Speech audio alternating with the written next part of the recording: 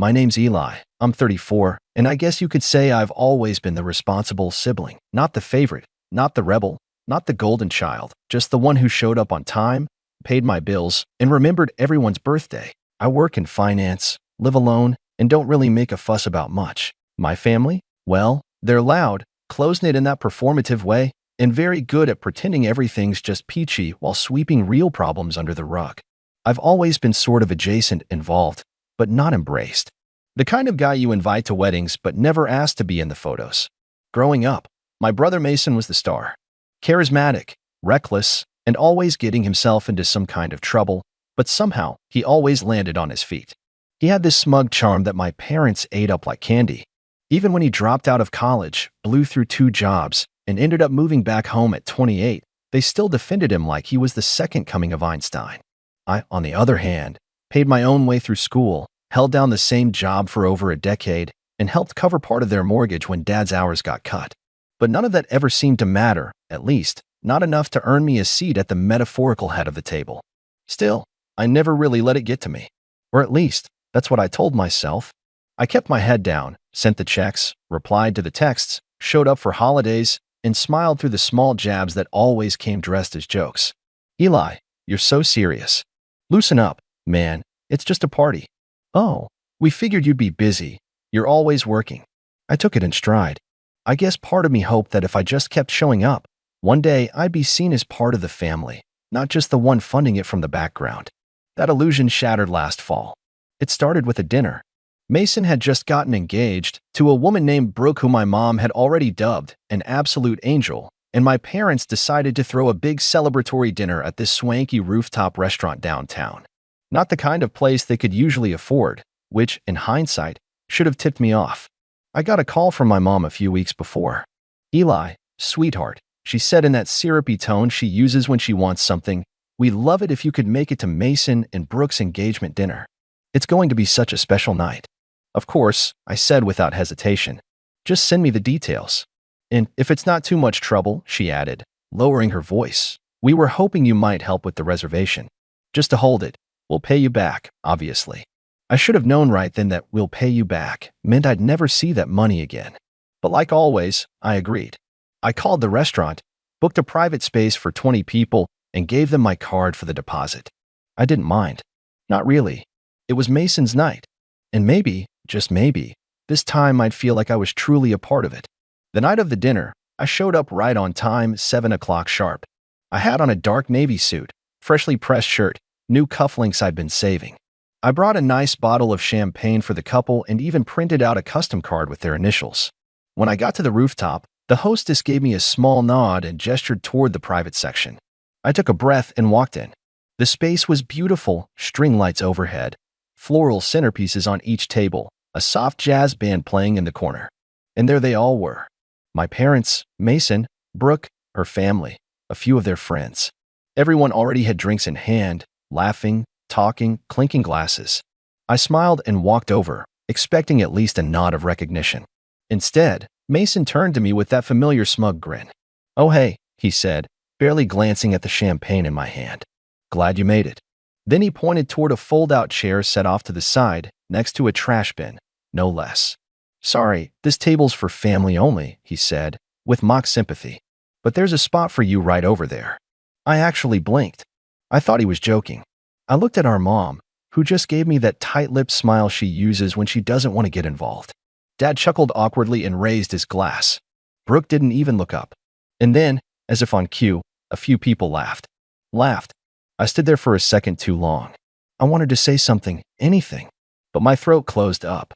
My ears were hot. I felt like I was 13 again, left out of a group photo at a cousin's wedding because I didn't fit the aesthetic. So I walked to the chair, set my bottle beside me on the floor, and sat down alone. I didn't even take my coat off. The waiter came by and asked if I was with the party. I nodded silently. He didn't ask any more questions. Just handed me a glass of water and moved on. I sat there for almost 2 hours while they laughed, toasted, opened gifts. I watched my brother give this long speech about how lucky he was to be surrounded by his closest people. I watched my mom tear up when Brooke called her the best future mother-in-law a girl could ask for. No one even asked if I wanted to order. Eventually, dessert came out, some kind of elaborate layered cake with edible gold flakes. The band played a slow tune. The sun dipped below the skyline, and I realized not a single person had looked in my direction for the past 30 minutes. Then the check came. I watched the waiter walk toward their table with a little leather folder. He paused, looked around, then glanced down at the credit card on file. My card. I watched him take a few steps toward me. "Excuse me, sir," he said quietly. "The total for the event is $3,218. Should I run the same card for the final amount?" Everyone at the table turned to look. My brother raised an eyebrow. "Oh, yeah," he said casually. "Eli's got it." The waiter looked at me, and I smiled. A calm, slow, measured smile. My voice was steady. "Not my table," I said, just loud enough for everyone to hear. I was told this was for family only. There was a silence so sharp it felt like the air had snapped in half. My brother's mouth opened slightly. My mom frowned, confused. Dad sat straighter. Brooke's dad furrowed his brow. The waiter hesitated. "Sir, you made the reservation?" "I did," I nodded. "And I paid the deposit. But I'm not with them. I'm over here, at the side table." I stood slowly, picked up my coat, and nodded toward the trash can, where I belong, apparently. You could almost hear the collective thud of jaws hitting the floor. For a second, nobody moved. The waiter stood awkwardly between tables, holding the bill like it was radioactive. My brother looked like someone had just slapped him with a fish. My mother's eyes narrowed, flickering between me and the check, trying to figure out how this got away from her so fast. "Wait, Eli," she said, her voice low and slightly shaky. "What are you doing?" I shrugged. "Following the seating chart, Mom. Mason said this table was for family only." I assumed that meant I wasn't included. I looked at the waiter. "I didn't eat. I didn't drink. I wasn't welcome. So I won't be paying." "Don't be ridiculous," Mason snapped, the smirk cracking into something uglier. "It's just a joke, man. Lighten up. You always take things so personally." The room had gone quiet. Even the jazz band seemed to be winding down to an awkward hum. All eyes were on me, and for the first time in years, I wasn't shrinking beneath them. "Yeah," I said slowly, "that's the problem. You think everything's a joke, as long as it's at someone else's expense." Brooke looked confused, like she was just now catching on that something real was happening. Her father, a stiff man in a blazer who had barely said a word all night, gave Mason a sharp look. "You invited this man to your engagement dinner and sat him next to the trash can?" he asked, incredulous. Mason scoffed and looked to my mom for backup. She straightened in her seat and smiled tightly. "Let's not blow things out of proportion. Eli's just being dramatic. He's always been sensitive." I almost laughed. That was her go-to line. Always had been. He's just sensitive. He's just tired. He's just overreacting. Any excuse to avoid admitting that something cruel had happened and that they'd let it happen. The waiter cleared his throat. "I'm sorry to interrupt again, but the restaurant needs to process the bill before we close the tab on the private space. If the card on file won't be used, I'll need an alternate." Silence. I turned and started to walk toward the elevator. That's when my dad finally spoke. "Eli, come on. You've already paid for half. You might as well just finish it." I stopped cold. That sentence, "that might as well," snapped something in me. I turned back. "You're right, Dad. I did pay the deposit. I even called 3 restaurants to find one with a rooftop view like Mason wanted. I picked the date around his football schedule. I ordered custom floral arrangements because Mom said fake flowers would look cheap in the photos. I paid the $500 non-refundable deposit without blinking, and I showed up on time, alone, in a suit to support my brother. I took a step closer, lowering my voice but not enough to be missed. And what did I get in return? A folding chair next to a garbage bin and a "sorry, family only." I turned to Mason. "So now you get to figure it out. You and your real family." Mason's face was flushed now, red creeping up his neck. He stood up, trying to puff himself up, but it just made him look more ridiculous. "You're making a scene." "No," I said. "I'm drawing a line." And I walked away. I didn't even bother with the elevator. I took the stairs, every step pounding with adrenaline and disbelief that I'd actually done it. Outside, the night air hit me like a slap, sharp and bracing. I loosened my tie and kept walking. I didn't know where I was going, but I knew I wasn't going back. I thought maybe that would be the end of it, a bold exit, a few awkward apologies later, maybe even a half-hearted attempt to brush it under the rug. But what I didn't know was just how deep the consequences of that moment would go. Because later that night, long after I'd gotten home, still in my suit, Still holding that unopened bottle of champagne like a ghost limb, my phone lit up. First, a text from Mason. Dude, seriously? You couldn't have just paid the check and talked to me after? Then another. For Mom, you embarrassed us in front of Brooke's entire family. Was that your goal? Revenge. And then, a call. From an unknown number. It was Brooke. Hi, she said, her voice quieter than I'd ever heard it. I know we don't really talk, but can I ask you something? Sure, I said cautiously. Did you really pay for everything? The deposit, the flowers, all of it. I paused. Yeah. There was a silence on the other end. Then, they told my dad you offered to. That it was your idea. That stopped me cold. I never offered, I said slowly. They asked. I said yes. I didn't expect anything back, but I definitely didn't do it for show. Brooke sighed. Well, my dad's furious. He thought you volunteered as a kind gesture.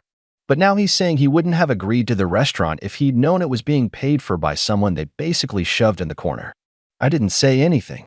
He said Mason and your parents made him look like a fool. Another pause. I'm not calling to get involved, she added quickly. I just thought you should know. I thanked her, and we hung up. But the fallout had only just begun. Over the next few days, things escalated faster than I expected, and not in the way my family probably anticipated. It started with the group chat. You know the one, the big family thread that usually lit up around birthdays and holidays with recycled gifts, blurry food pics, and Happy Friday texts from my aunt. I hadn't heard a peep from it since the night of the dinner, but suddenly it roared back to life. Mom, Eli, we need to talk. Call me when you have a minute. Mason, you seriously messed things up with Brooke's family. You owe us a fix. Dad, this is getting out of hand. Just apologize and let's move on. I didn't reply. It wasn't just about the chair. It wasn't even about the bill. It was about everything that came before. Years of being treated like the emergency contact, the designated driver, the backup wallet. And now that I'd finally said no, they didn't know what to do with me. What made it worse, or maybe better, depending on how you look at it, was that Brooke's father apparently wasn't the type to take humiliation lightly. From what I gathered through a mutual friend of Mason's, a guy named Trent who'd always been more decent to me than most of them, Mr. Whitaker had a meltdown the night after the dinner. He'd paid for Brooke's private schooling, helped her start her marketing firm, and had apparently gone out of his way to plan a smooth, elegant engagement season, only to find out the groom's side lied about who paid for the venue, treated their own family member like trash, and stuck him with half the drinks tab after I refused to pay the rest. According to Trent, Brooke's dad said something at brunch the next day like, if this is how they treat their own blood, what happens when you marry into it? Ouch. The ripple effects hit Mason like a freight train. Suddenly, wedding planning was on pause. Brooke had gone back to her condo for a mental reset, and the Pinterest boards vanished. My mother, in damage control mode, sent me a long email. Not a text, not a voicemail, an actual email. The subject line was, please. The body of it was 5 paragraphs of sugar-coated manipulation, all about how she never meant to hurt me, how she never realized I felt excluded, and how it would mean so much to the family if I'd just be willing to sit down with Mason and smooth things over. But nowhere in that letter was the word sorry. Just, we didn't realize. You misunderstood. Let's not let one silly night destroy the bond we've built. I stared at that last line for a while. What bond? Was it the bond where I drove 3 hours on Christmas Eve to bring gifts because Mom said Mason wasn't in the right headspace to shop for anyone? Or maybe the bond where I canceled my trip to Spain 2 years ago because Dad needed surgery and they didn't have the money for a home nurse? Or the bond where I co-signed the loan on their second car without even being asked twice? The same car Mason borrowed and never returned? I let the email sit in my inbox. I didn't reply. 2 days later, my Aunt Karen, Mom's sister, called me. That surprised me. She wasn't exactly warm and fuzzy, but she was sharp. A no-nonsense businesswoman who ran her own interior design firm and always had this air of barely concealed judgment. I hadn't spoken to her in over a year. Eli, she said, I heard about the dinner. Of course you did, I said, trying to keep the sarcasm out of my voice. I'm not calling to scold you, she said quickly. I just want to say good. About time someone shook the tree. That caught me off guard. She sighed. Look, I know how your parents are. Always brushing things under the rug. Always pretending things are perfect. But they've leaned on you too much for too long. And Mason? He's always gotten away with treating you like some kind of side character. I appreciate that, I said quietly. But why now? Because now the Whitakers are involved, she said, her voice dry. And your mom's panicking. She called me yesterday and asked if I'd be willing to talk some sense into you. I raised an eyebrow. And what did you say? I told her you didn't need sense, you needed space. And that maybe it's time they learned how to function without using you as scaffolding. That was the first time I felt like someone in my family actually saw me. Not as a checkbook, not as a punching bag, just as a person. Later that night, I got another text, this time from Mason. Mason, bro, Brooke's dad just canceled the deposit on the wedding venue. Said we're not aligned in values. Fix this. Not can you help me? Not I'm sorry. Just fix this. And that's when I realized he still didn't get it. He still thought I was a tool in his toolbox. A pressure valve. A wallet with a heartbeat. So I decided to finally fix something, but not the way he meant. That night, I logged into the shared account I'd set up a year ago, the one Mason had used temporarily while he was unemployed, the one he never got around to closing, but had his gym membership and Spotify linked to. And I quietly moved the remaining funds into a new private savings account I'd started. Not much, just a couple thousand. But it was mine. Funds I'd left untouched out of some vague sense of brotherly loyalty. Then I called the bank and closed the joint line entirely. The next morning, Mason called me 4 times in a row. And when I finally picked up, his voice was frantic. What did you do? I didn't say anything. Bro, I have a date with Brooke tonight. I was going to take her to that place she likes, and my card's bouncing. It says the account doesn't exist. I know, I said. I closed it. You what? You can't just. I can, I said calmly. I can, and I did. You told me I wasn't family, remember? You don't get to use my money if I'm not even allowed at the table. He stammered for a second, then switched tactics. Come on, man. Don't do this. You're jealous. Admit it. You've always hated that I got the attention. Now you're just throwing a tantrum because Brooke's dad took my side. I laughed, actually laughed. Oh, Mason, you really think he's on your side? There was silence.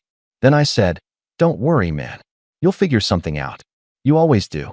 Maybe ask Mom to open a line of credit in your name again. Or maybe Brooke's dad can teach you how to stand on your own. And I hung up. I don't know what Mason did after that. But a few hours later, my phone buzzed again. This time, not from him. It was an email. From Brooke. Subject line, I think we need to talk. I stared at Brooke's email for a while before opening it. The subject line, I think we need to talk, felt like the precursor to something big, something I wasn't entirely sure I was ready for. But curiosity and a strange sense of closure pushed me to click it. It was longer than I expected. Polite, but personal. Formal, yet laced with the tone of someone who was clearly unraveling. She started by saying she understood how awkward the dinner had been and that she hadn't realized how I'd been treated until everything came crashing down. She admitted she hadn't paid attention. I was so caught up in planning the perfect night, I didn't stop to see the full picture, she wrote, but that her father had been furious. Furious not just because of the financial deception, but because of the principle of it. He said if they can publicly humiliate someone who financially and emotionally supported the entire night, she wrote, then I need to seriously reconsider who I'm marrying into. Brooke didn't mince words. She said Mason had downplayed everything at first, calling it a minor misunderstanding. But once her dad showed her screenshots of the restaurant invoice, he'd requested a breakdown from the manager, the lies started to crack. Mason had told her I insisted on paying, that I didn't want to sit at the main table because I was introverted, that I'd left early because I had a work emergency. But once I talked to the waiter myself, yes, I called the restaurant, she wrote, the story fell apart completely. Then came the part one didn't expect.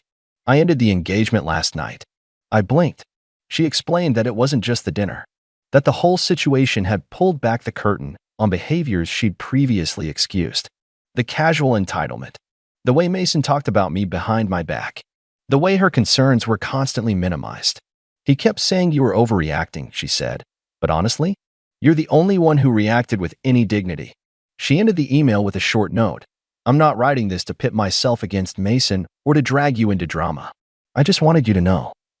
I see it now, and I'm sorry I didn't see it sooner. I sat there for a long time, rereading it. Not because I didn't believe it, but because I wasn't used to being believed. The next few weeks were oddly quiet. The family group chat died out completely.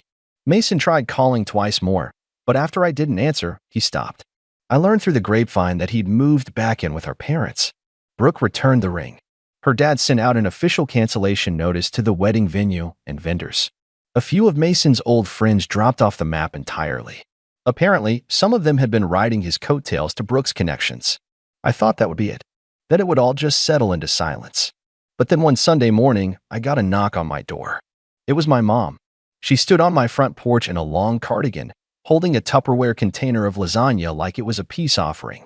Her eyes were puffy, her makeup thin. I didn't say anything, just opened the door a crack and waited. "I brought you dinner," she said. I didn't reach for it. I just wanted to talk. No excuses. That part surprised me. I let her in.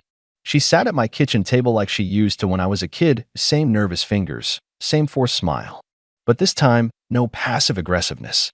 "No, you're just tired." "No, he didn't mean it." She cleared her throat. "I owe you an apology." I crossed my arms. "Just one." Her face tightened, but she nodded. "Fair. Probably more than one." She took a breath. I didn't see it. Not because it wasn't there, but because I didn't want to see it. Mason's always been loud. He takes up space. And you never asked for anything. You just did. You handled things. You showed up. I guess. We started treating you like a safety net. Something we assumed would always be there. "That's the thing about safety nets," I said. "People only look at them when they're falling. Never when they're climbing."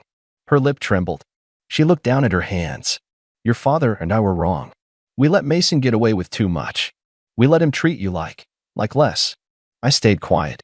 "I know I can't undo that. I know a lasagna and a sorry won't fix years of imbalance. But I just wanted you to know, I see it now. And I'm sorry." I watched her for a moment. For the first time in my life, she wasn't dodging or deflecting. She wasn't defending Mason. She wasn't telling me to lower my voice or get over it. She was just sitting there, owning it. I nodded slowly. "Thank you." We didn't talk for long after that. She left the lasagna. I walked her to the door. She didn't ask me to forgive Mason. She didn't ask me to call him. She just said, "Take care of yourself," and drove off. After that, things didn't magically repair, but they didn't get worse either. My parents started sending individual messages instead of group ones. Short ones. Respectful. My mom invited me to Thanksgiving in a few months, only if you feel up to it, she said. I haven't decided if I'll go. Mason, from what I hear, is back to working part-time at some startup he hates. Living rent-free. Avoiding eye contact with mirrors, probably. He hasn't reached out again. And I'm okay with that. As for me, I started doing more with my time. I took that postponed trip to Spain. I bought myself a new set of noise-canceling headphones. I read books on boundaries, on family dynamics, on quiet strength. I even started seeing a therapist. And not because I was broken, but because I realized healing doesn't come from waiting for someone else to say sorry. It comes when you look at your own reflection and say, you deserved better. And you gave it to yourself.